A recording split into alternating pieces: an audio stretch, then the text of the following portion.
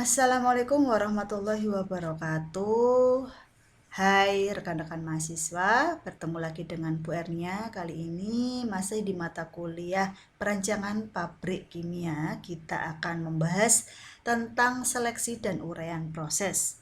Pada bagian pertama ini, ya nanti kita akan membagi seleksi dan uraian proses menjadi 2 video. Nah, kita hari ini masuk di seleksi dan uraian proses pada bagian yang pertama.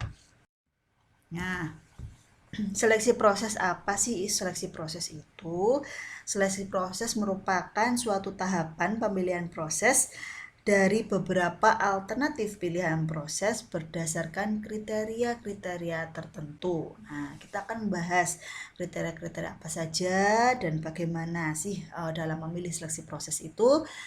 Kita akan melihat di penjelasan berikutnya. Mengapa perlu seleksi proses? Pertanyaannya begitu. Mengapa kita perlu melakukan seleksi proses? Yang pertama, kita ingin mendapatkan produk sesuai dengan kualitas dan kuantitas yang kita inginkan. Nah, jika kita ingin mendapatkan produk sesuai dengan kualitas dan kuantitas sesuai yang kita inginkan, maka kita membutuhkan melakukan suatu seleksi proses terlebih dahulu sebelum membuat suatu pabrik. Kemudian yang kedua, agar peralatan yang kita gunakan nantinya itu menggunakan peralatan secara efisien dan efektif. Kemudian yang ketiga, menghasilkan pabrik yang hemat energi dan ramah lingkungan, ya, sesuai dengan perundang-undangan yang berlaku. Kemudian yang keempat, tentu saja ketika dalam suatu pendirian pabrik kita ingin mendapatkan keuntungan yang optimal, ya. Dan yang tidak kalah pentingnya, pabrik dapat beroperasi dengan aman. Nah, ini tentu saja yang melatar belakangi mengapa perlu dilakukan seleksi proses.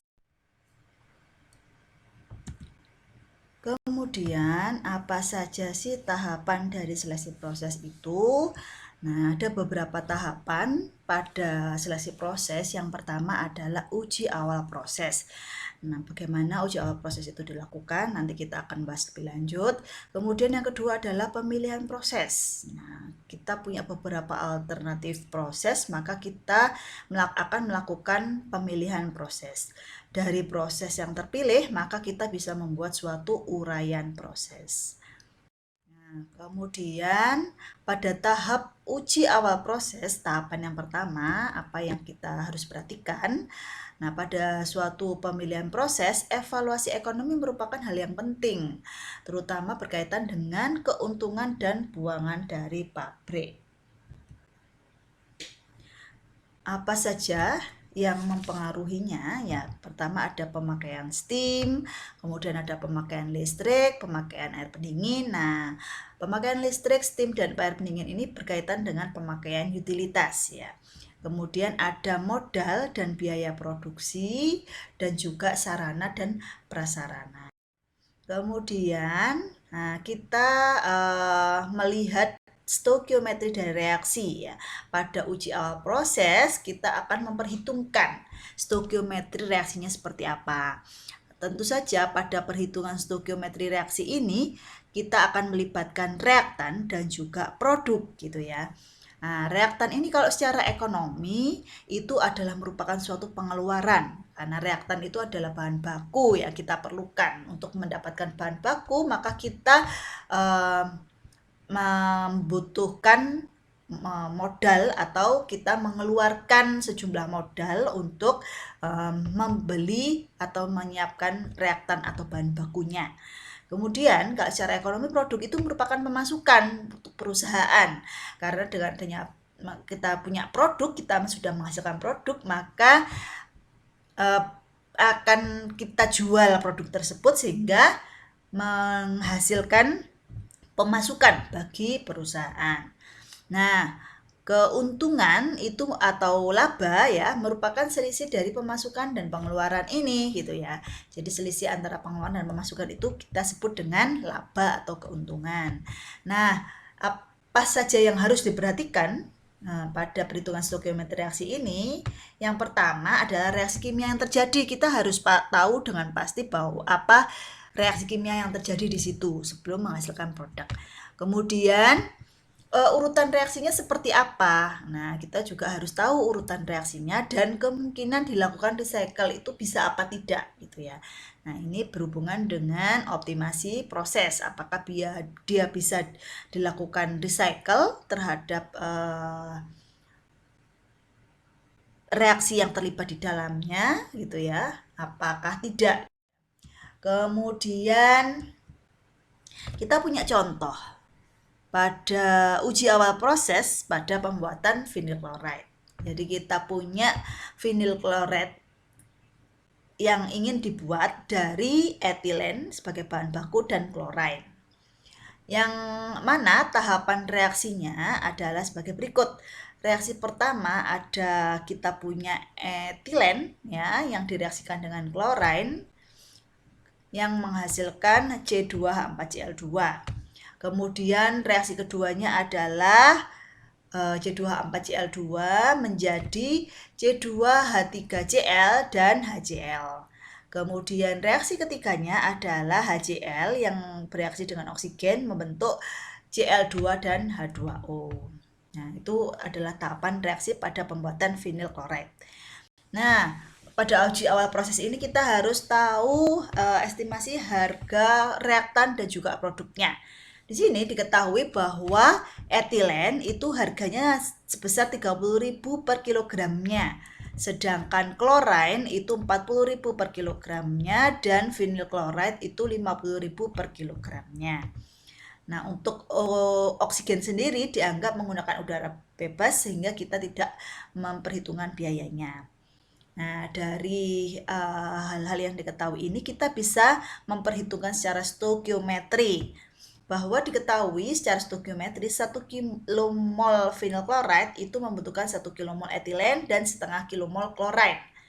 Nah, kita bisa membuat tabelnya ya seperti tabel berikut ini. Ini adalah analisa kebutuhan dan hasil pada pembuatan vinyl chloride. Nah, dari reaksinya ya. Dari reaksinya kita ada reaksi 1 yaitu C2H4 ditambah Cl2 menjadi C2H4Cl2. Nah, di sini kita tabelkan, di tabelnya itu kita punya reaksi 1 ya. Kemudian komponennya apa yang terlibat di sini kita tuliskan semuanya. Nah, di sini kalau pada reaksi 1 bahwa kita punya etilen C2H4 ini stoikiometri reaksinya adalah 2 ya di sini. 2. Kita tuliskan di sini 2 tetapi bertanda minus. Kenapa minus? Karena dia merupakan reaktan. Ya. Kalau pada suatu reaksi, reaktan itu akan berkurang selama proses, maka dia bertanda minus. Kemudian yang komponen kedua ada Cl2, ya Cl2 atau klorin. Ya, di sini koefisien reaksinya adalah 2. Maka kita tuliskan di sini adalah minus 2 karena di sini klorin juga sebagai reaktan ada di sebelah kiri dari proses ini gitu ya. Nah, di sini dari reaksi ini maksudnya. Di sini klorin ditulis koefisien stoikiometrinya adalah minus 2. Kemudian sebagai produknya pada reaksi pertama ini adalah C2H4Cl2. Nah, di sini stoikiometrinya adalah 2. Nah, di sini dituliskan, di tabel ini dituliskan sebagai plus 2. Kenapa seperti itu? Karena dia merupakan produk. Jadi produk itu pada reaksinya dia akan terus bertambah gitu ya. Bertambah maka dia dituliskan sebagai bernilai positif atau plus. Nah, untuk reaksi kedua juga sama seperti itu. Reaksi kedua adalah C2H4Cl2 menjadi C2H3Cl dan CHCl ya. Berarti di sini kita tuliskan komponennya ada C2H4Cl, kemudian minus 2 C2H3Cl plus 2 karena dia sebagai produk pada reaksi kedua, dan juga HCl-nya juga sebagai produk pada reaksi kedua. Kemudian reaksi ketiga juga sama, kita jabarkan di tabel ini. Ada HCl plus 2, minus 2 ya, karena dia merupakan reaktan. Kemudian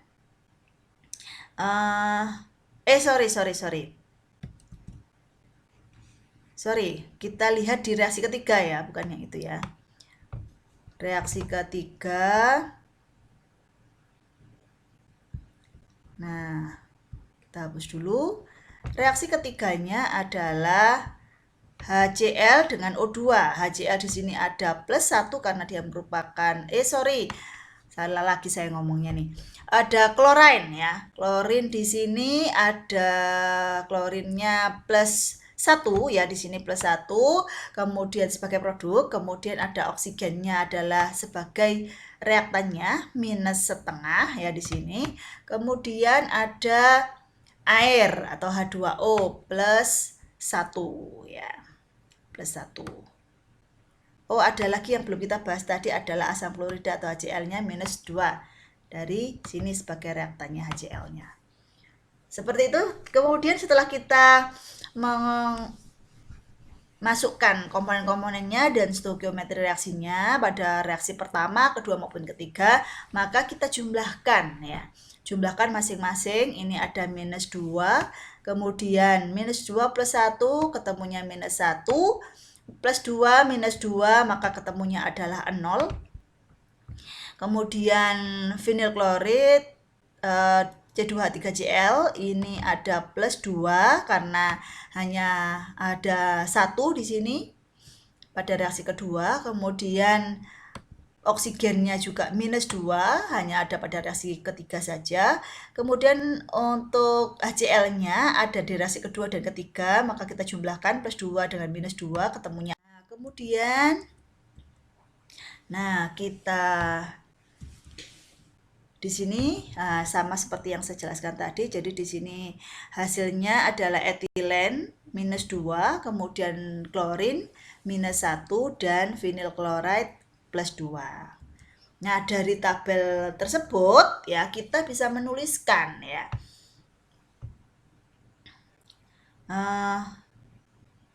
Kita bisa menuliskan dari reaksi ketiga komponen dari ketiga reaksi tadi, kemudian kita sudah menjumlahkan reaksinya, maka di sini kita punya tabel analisa ekonomi berdasarkan perhitungan stoikiometri reaksi gitu ya.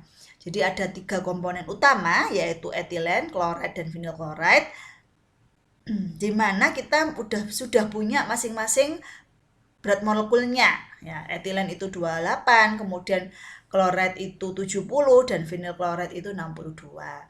Nah, dari stoikiometri kita bisa mendapatkan molnya ya. Nah, di sini ada mol masing-masing komponen, kemudian mol masing-masing komponen itu sebanding dengan stoikiometri reaksinya ya. Kemudian massa. Nah, massa di sini kita peroleh dari perkalian antara BM dengan molnya, maka kita dapat masanya masing-masing komponen. Nah, harganya sudah kita ketahui di awal bahwa etilen itu harganya 30.000 per kilogramnya, klorid itu 40.000 per kilogramnya, dan vinyl klorid itu 50.000 per kilogramnya. Maka kita bisa menghitung biaya reaktan dan produknya ya. Di sini kita kalikan saja harga bahan tersebut per masanya, dan masanya kalau kita lihat di sini etilennya 56, berarti dikalikan dengan 30.000 maka ketemu 1.680.000. Demikian juga dengan kloridnya, masanya sebesar 70 kg dikalikan dengan harga per kilogramnya 40.000 maka ketemu 2.800.000.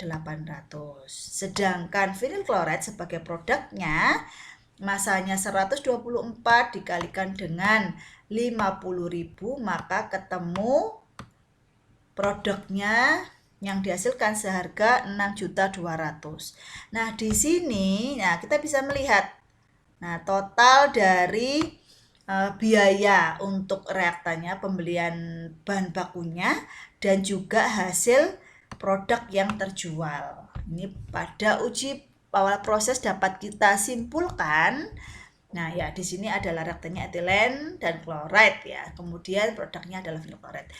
Dari sini dapat kita simpulkan bahwa vinil klorida dapat dibuat secara komersial karena hasil produksinya lebih besar daripada bahan baku yang digunakan. Jadi kita bisa lihat di sini 6.200.000. Nah, ini total sekitar 4.480.000 ya. Nah, tentu saja 4.480.000 itu lebih kecil dari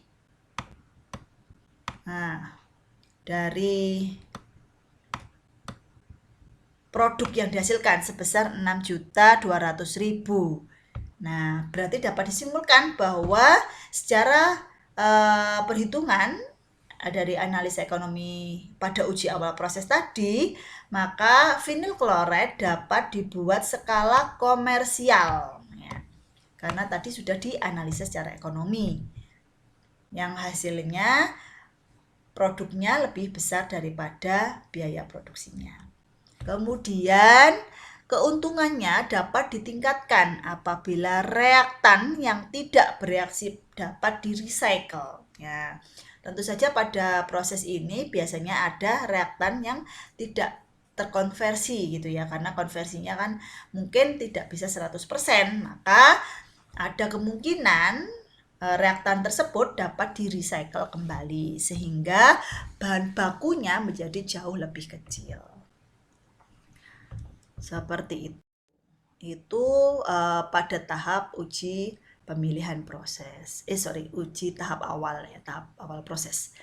Kemudian selanjutnya adalah kita akan membahas tentang pemilihan proses. Ada beberapa hal yang harus diperhatikan pada pemilihan proses. Yang pertama, kita harus memastikan bahwa deskripsi prosesnya itu seperti apa. Nah, ini terkait dengan berhasil atau tidaknya suatu proses itu ditentukan oleh sintesa dan tahapan reaksinya. Jadi kita harus memastikan dulu prosesnya itu seperti apa, deskripsi prosesnya seperti apa. Karena pada tahap ini kita harus jelas dulu prosesnya seperti apa, sintesa dan tahapan reaksinya seperti apa. Kemudian terkait dengan analisa ekonomi.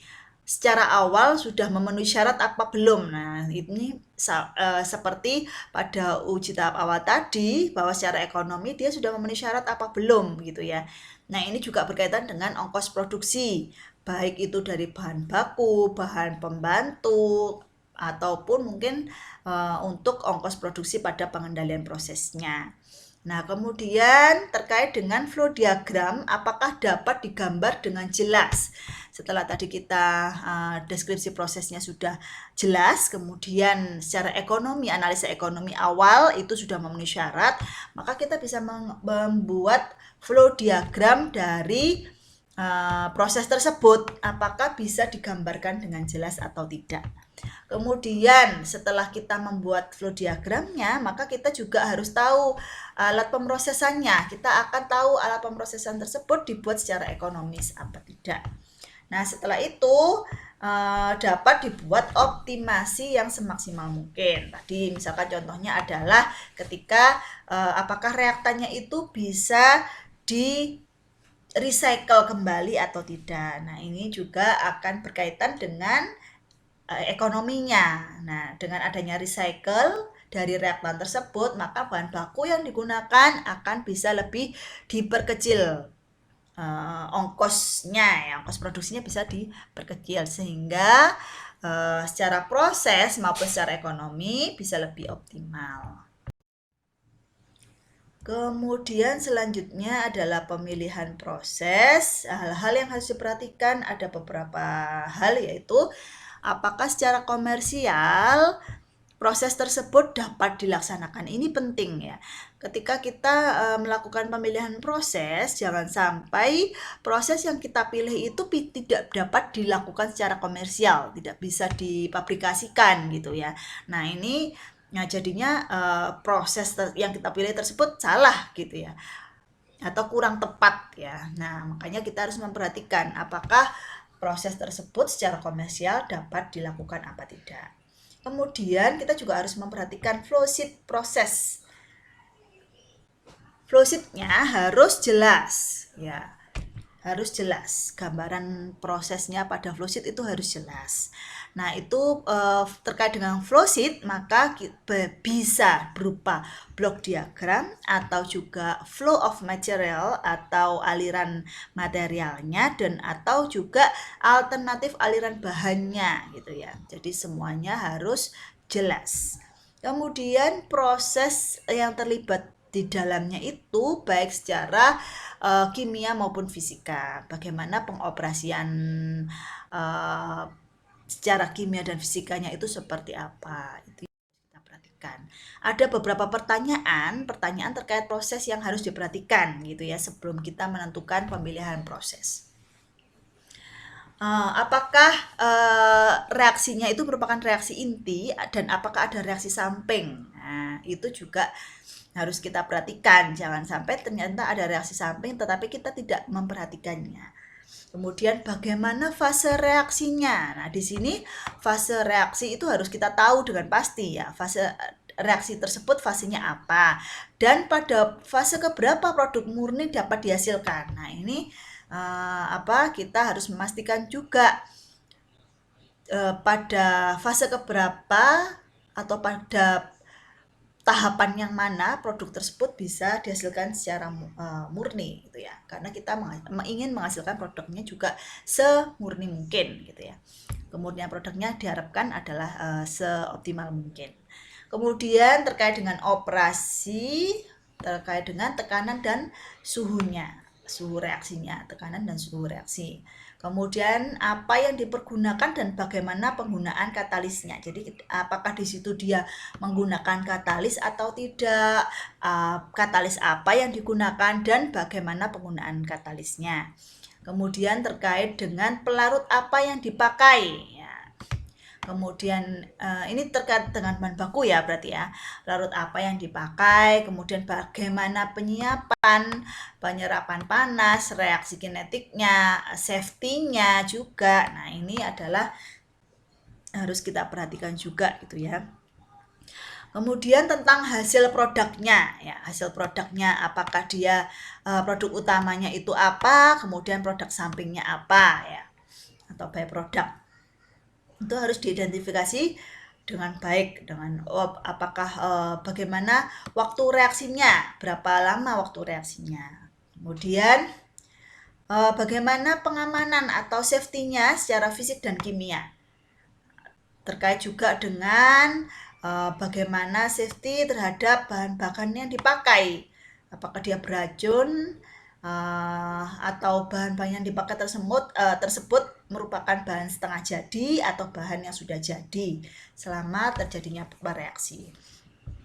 Kemudian apakah reaksi ke sampingnya itu pada tahapan reaksi apakah ada bahan yang dapat digunakan lagi atau tidak. Ini terkait dengan optimasi proses atau optimasi reaksi tadi. Nah, kemudian selanjutnya untuk seleksi proses itu kita harus ada beberapa aspek yang harus diperhatikan ya. Ada aspek teknis, ada aspek ekonomi, dan aspek dampak lingkungan. Jadi ketika kita akan menyeleksi suatu proses, kita punya beberapa kriteria proses. Nah, kita punya beberapa alternatif proses ya. Misalkan kita punya beberapa alternatif proses, pada masing-masing alternatif proses itu kita harus melihat dulu dari aspek teknis seperti apa. Aspek teknis itu apa? Meliputi prosesnya dan operasi proses ya. Kalau prosesnya misalkan kita melihat dari penggunaan bahan bakunya, dilihat dari jumlahnya bahan baku itu, dilihat dari kualitas bahannya seperti apa gitu ya. Kemudian Dari prosesnya juga kita lihat reaksinya bagaimana. Konversi reaksinya berapa, kualitas dari hasilnya, produknya seperti apa, kuantitas. Jadi kita juga melihat dari kualitas dan kuantitas dari produknya. Nah, kemudian pada tahapan separasinya, apakah ada separasinya pakai menggunakan alat apa, purifikasinya juga seperti apa prosesnya, seperti itu. Kemudian berikutnya adalah operasi proses. Jadi secara teknis itu operasinya suhunya berapa, tekanannya berapa. Ini bisa digunakan sebagai seleksi proses dari beberapa alternatif prosesnya. Kemudian dilihat dari aspek ekonomi. Nah, ini kalau kita memperhatikan aspek ekonomi biasanya akan berkaitan dengan total investasi atau jumlah modal yang diperlukan. Nah, bagaimana kita melihat dari total investasinya juga dari laju pengembalian modal. Ya. Ini tentu saja investor sebelum berinvestasi akan melihat dari aspek ekonominya itu. Jumlah modalnya berapa, kemudian laju pengembalian modalnya seberapa cepat, berapa lama waktu pengembaliannya. Kemudian ya itu tadi waktu pengembalian modalnya berapa lama gitu ya. Nah, itu yang akan dilihat secara aspek ekonomi. Nah, itu kemudian aspek dampak lingkungan itu segala hal yang berkaitan dengan bahan baku, proses, dan produk yang menyebabkan kerusakan lingkungan. Ini adalah aspek-aspek yang kita lihat ketika melakukan seleksi proses.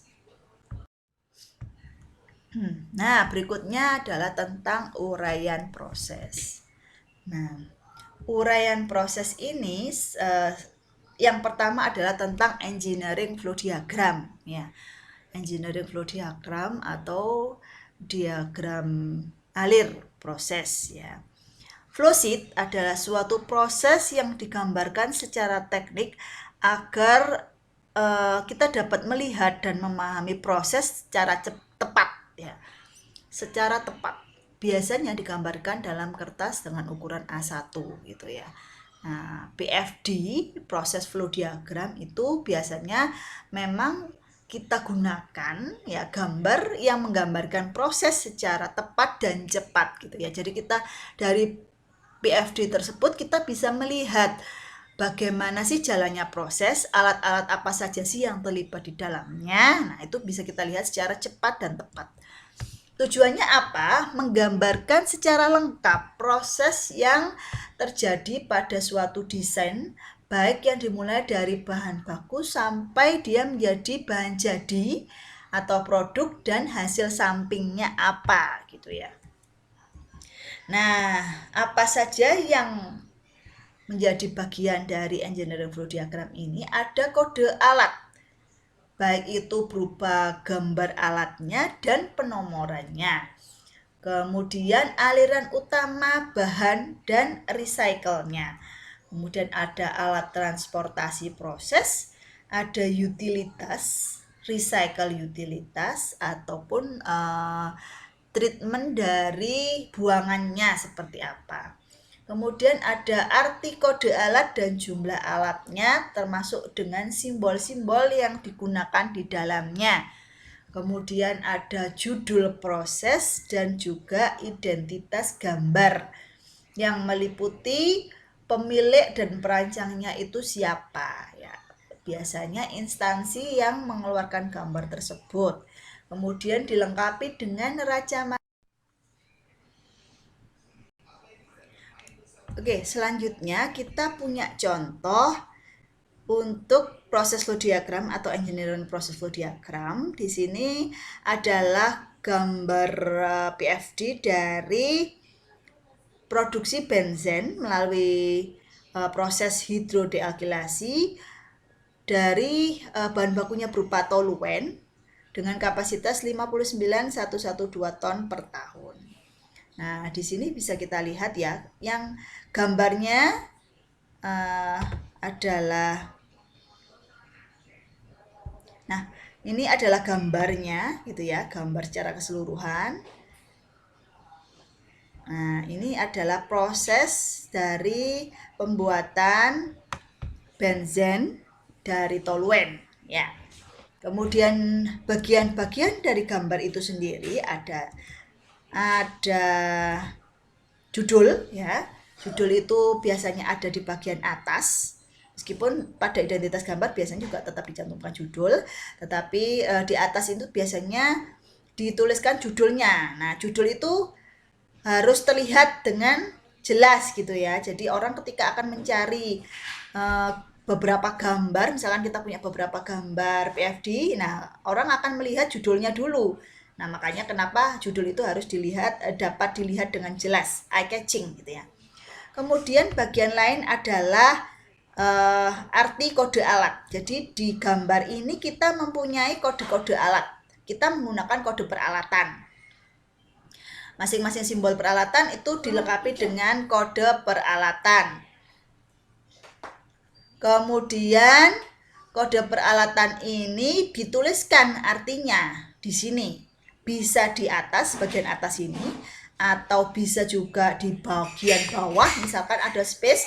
Jadi ini bergantung layoutnya ya, tergantung layoutnya. Kalau kita mau menuliskan di atas juga boleh, di bawah juga boleh, atau terkadang juga ditabelkan di samping sebelah kanan. Nah, seperti itu. Nah, kalau kita menuliskan di bagian atas ada beberapa ketentuan. Jadi biasanya penulisan arti kode alat ini tergantung dari lokasi atau di mana kode tersebut berada gitu ya. Misalkan kita punya di sini adalah F110, itu yang ini. Yang ini ya. Nah, F110 ini keterangannya ada di sini. Kenapa seperti itu?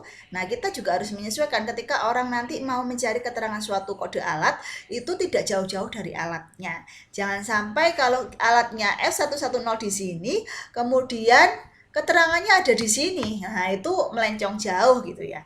Nah, biasanya untuk menunjukkan atau mencantumkan arti kode alat itu disesuaikan dengan letak dari alat tersebut, atau bisa dilihat dari jalannya proses ya. Jadi penomoran prosesnya itu juga akan mempengaruhi letak dari kode alatnya. Kemudian berikutnya ada tabel neraca massa. Di tabel neraca massa ini kita bisa melihat, nah di sini ada penomoran alat, alirannya nomor berapa gitu ya. Itu kita bisa lihat di sini. Di sini ada nomor aliran prosesnya. Jadi misalkan saja pada nomor 1, aliran nomor 1 ini apa saja komponen yang ada di dalamnya, kita bisa lihat di sini. Ini adalah komponennya, ada hidrogen, kemudian ada metan, benzen, dan toluen. Apakah di aliran 1 itu semuanya ada? Tidak juga. Kita bisa lihat di sini, ternyata untuk aliran 1, ya aliran 1 itu kan yang ini ya, aliran 1 itu yang ini. Maka di sini hidrogennya 0, metannya juga 0, benzennya 0, dan toluennya 108,7 dalam satuan kilomol per jam. Nah, berarti pada aliran 1 ini hanya ada toluen saja. Nah, itu bisa kita lihat di tabel neraca massa. Kemudian di tabel neraca massa juga dilengkapi dengan temperatur, kemudian tekanan, vapor fraction, mass flow, dan juga mole flow. Itu opsional ya kalau keterangan-keterangan tersebut. Tetapi yang wajib biasanya di tabel neraca massa adalah komponen dan juga massa yang terlibat di dalamnya itu berapa banyak gitu ya.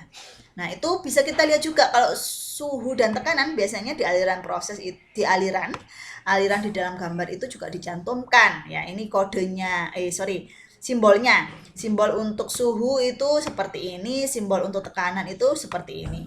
Jadi di sini juga dituliskan arti dari simbol tersebut ya. Tapi kalau simbol alat tidak perlu dituliskan, nanti panjang banyak. Kalau alat itu hanya dituliskan kodenya, arti kode alat saja. Sementara simbol-simbol yang lain yang tidak punya kode, nah itu yang harus dituliskan. Nah, misalkan kayak gini, ini ada kode dari feed ya. Ada kode dari produk. Nah, kemudian ada kode dari utilitas. Nah, untuk kita di sini ada pakai STIM.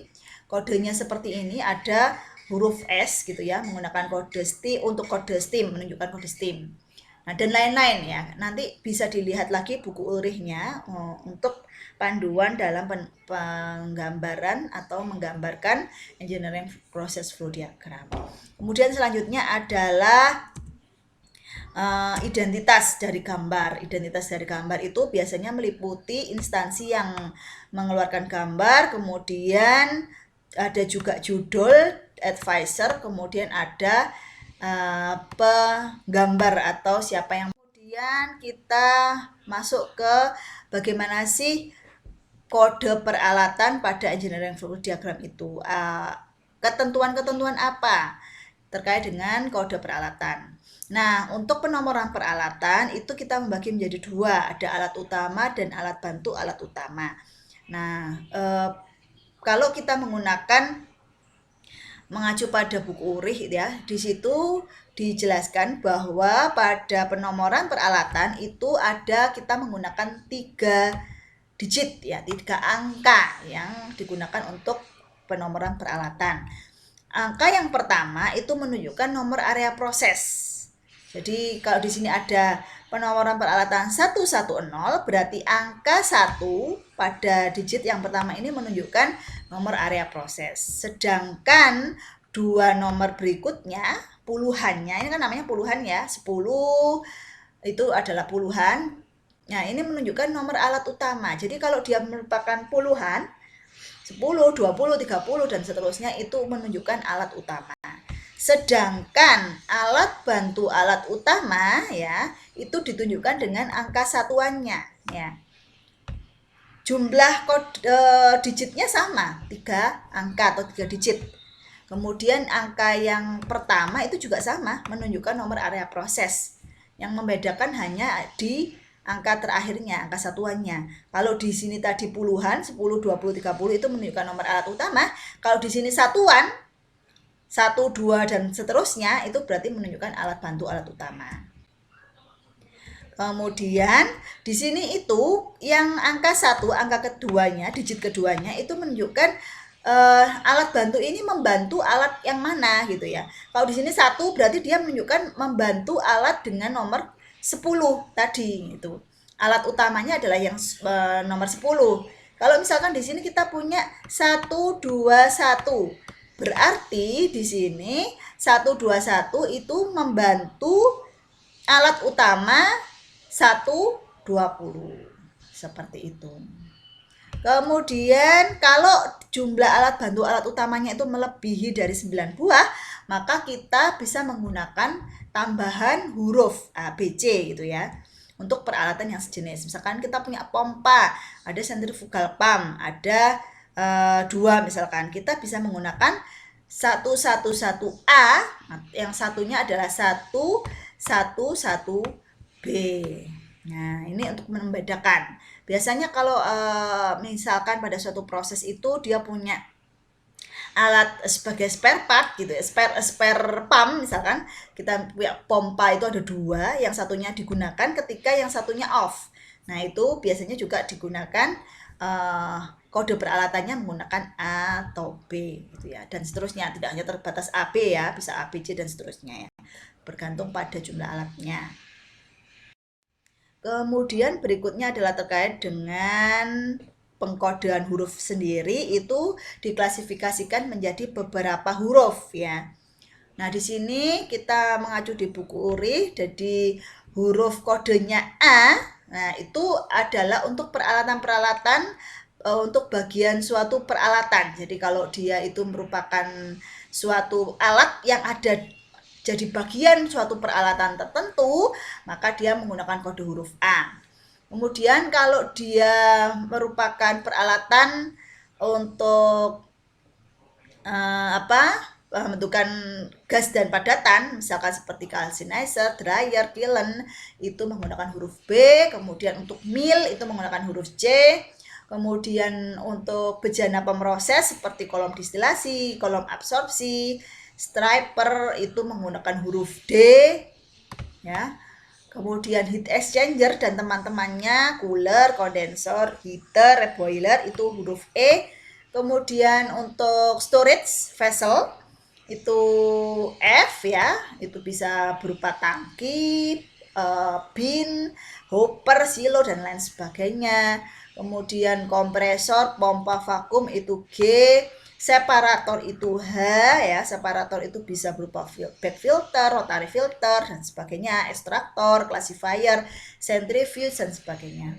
Kemudian J itu untuk conveyor dan teman-temannya. K itu untuk instrumen ya, bisa berupa valve, kemudian analyzer, transmitter, dan sebagainya. Kemudian ini berbeda ya ketika kita menggunakan untuk menggambar PNID ya, nanti instrumen akan dijabarkan lebih lanjut ketika di PNID, tetapi kalau di PFD itu menggunakan kode huruf K. Kemudian ada pompa, pompa itu adalah menggunakan huruf L. M itu untuk mixer, agitator, N itu untuk motor penggerak turbin, kemudian P itu untuk packaging ya. Kemudian untuk furnace itu pemanas proses itu Q, reaktor itu R, kemudian alat pembesar ukuran itu S, penguapan dan evaporasi itu V, dan untuk peralatan-peralatan yang tidak tercantum dalam klasifikasi di atas itu biasanya menggunakan X ya.